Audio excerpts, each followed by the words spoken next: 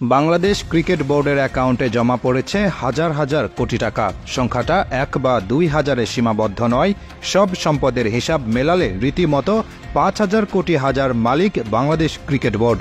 সম্পদের এই পাহাড় বিসিবিকে পরিণত করেছে বিশ্বের অন্যতম ধনী ক্রিকেট বোর্ডে। গত বছর এই সম্পদের পরিমাণ শোনা যেত মাত্র 900 কোটি টাকা, কিন্তু আজ তা 5 গুণ বেড়ে প্রায় 5,000 কোটিতে দাঁড়িয়েছে। এই টাকা দিয়েই খেলোয়াড়দের বেতন ভাতা যোগাচ্ছেন বিসিবি। ক্রিকেটাররাও দু হাত ভরে কামিয়ে নিচ্ছেন টাকা আর টাকা।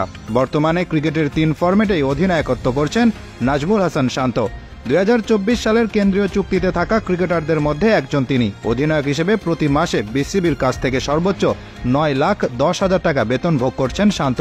এছাড়া প্রতিটি ফরম্যাটে খেলার জন্য ম্যাচ ফি তো আছেই। চলতি বছরের একটি সমীক্ষা থেকে জানা যায়, শুধু অধিনায়ক শান্তর বেতন বাবদ বোর্ডের খরচ প্রায় $1.5 কোটি টাকা। একই সময়ে দলের আরেক ব্যাটসম্যান লিটন কুমার দাস আয় করেন প্রায় 40 লাখ টাকা। বিসিবির ঘোষণা অনুযায়ী জাতীয় দলের অধিনায়ক হিসেবে প্রতি মাসে 9,10,000 টাকা বেতন পাচ্ছেন শান্ত। এছাড়া প্রতিটি টেস্টের জন্য 8 লাখ, ওয়ানডের জন্য 4 লাখ ও টি-20-র জন্য 2.5 লাখ টাকা পান তিনি।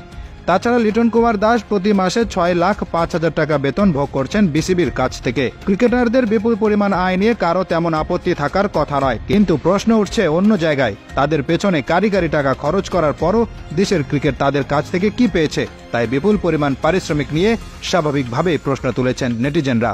টেস্ট ক্রিকেট দিয়েই শুরু করা যাক। চলতি বছর 2টি টেস্টের 4 ইনিংসে 32 রান করেছেন ক্যাপ্টেন শান্ত। গড়ে মাত্র 8 রান এসেছে তার ব্যাট থেকে। শুধু ম্যাচ ফি হিসেব করলে এই 32 রান থেকে শান্ত আয় করেছেন 16 লাখ টাকা।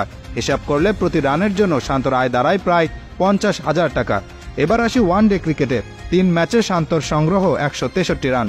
একটি অপরাজিত সেঞ্চুরির সুবাদে এই ফরম্যাটে তার গড় রানটাও যথেষ্ট ভালো।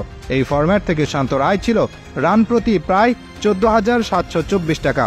এবার বাকি থাকলো টি-20 ফরম্যাট। 18 ম্যাচের 17 ইনিংসে শান্ত করেছেন 306 রান। অর্ধ শতকের দেখা পেয়েছেন মাত্র একবার, শতকের ঝলক তো নেই। 19.13 গড়ে রান করেছেন ক্যাপ্টেন শান্ত। 45 লাখ টাকা আয় করা শান্ত 306 রান হিসেবে প্রতি রানের জন্য পেয়েছেন 14,705 টাকা। হিসেবটা যদি 3 ফরম্যাট ধরে করা হয় তাহলে রান প্রতি শান্তর আয় দাঁড়ায় প্রায় 17,000 টাকা। তবে এই হিসাব শুধুমাত্র শান্তর ম্যাচ ফি বাবদ করা হয়েছে। বেতন সহ ধরলে টাকার অঙ্কটা আরও বিশাল। সেই হিসেবে দেশের জন্য করা প্রতিটি রানের জন্য 27,864 টাকা করে পাচ্ছেন ক্যাপ্টেন ফ্যান্টাস্টিক নাজমুল হোসেন শান্ত। টাকার অঙ্কটা ভালোভাবে বোঝার জন্য একটু সহজভাবে দেখানো যাক। এবছর জুন পর্যন্ত শান্ত 2টি টেস্ট, 3টি ওয়ানডে ও 18টি টি-20 ম্যাচে অংশগ্রহণ করেছেন। শুধু ম্যাচ ফি থেকে তিনি টেস্টে আয় করেন 16 লাখ, ওয়ানডেতে 24 লাখ ও টি-20-তে 45 লাখ সহ মোট 85 লাখ টাকা। আর বেতন বাবদ আয় করেছেন 54,60,000 টাকা। অর্থাৎ ম্যাচ ফি ও বেতন ভাতা মিলিয়ে এবছর 23 ম্যাচে বিসিবির কাছ থেকে সর্বসাকুল্যে 1,39,60,000 টাকা পেয়েছেন শান্ত। এত কিছুর বিনিময়ে বাংলাদেশের অর্জন কেবলই টি-20 বিশ্বকাপের সুপার 8-এ ওঠা। তার আগে সিরিজ হেরেছে যুক্তরাষ্ট্রের কাছে, জিম্বাবুয়ের সাথে ঘরের মাঠে হেরেছে একটি ম্যাচ। শুধু তাই নয়, আফগানিস্তানের বিপক্ষে সেমিতে যাওয়ার সুযোগ থাকলেও লজ্জার হার নিয়ে দেশে ফিরেছেন টাইগাররা।